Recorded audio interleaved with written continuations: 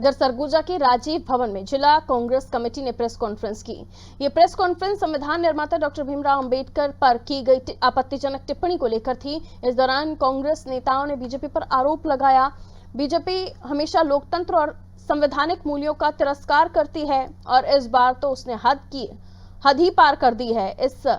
अवसर पर कांग्रेस और अन्य दलों ने सरकार को लोकतांत्रिक और संवैधानिक मूल्यों के प्रति अपनी प्रतिबद्धता याद दिलाई और डॉक्टर अंबेडकर के आदर्शों पर चलने की सलाह दी। लेकिन बीजेपी ने इसे गंभीरता से नहीं लिया और लगातार विपक्ष को बोलने से रोकने की कोशिश की। यही नहीं, केंद्रीय गृह मंत्री अमित शाह ने डॉक्टर अंबेडकर का अपमान कर संघ और बीजेपी की मनुवादी मानसिकता उजागर कर दी है।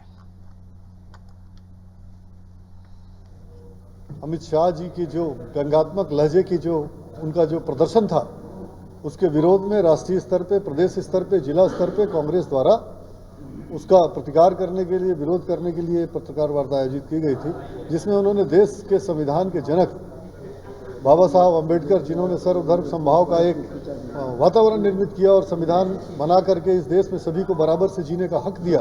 उसके संदर्भ में जिस तरह से उन्होंने संसद में व्यंग किया, मखौल उड़ाया, उसके विरोध में आज पत्रकार वार्ता थी। इसके साथ ही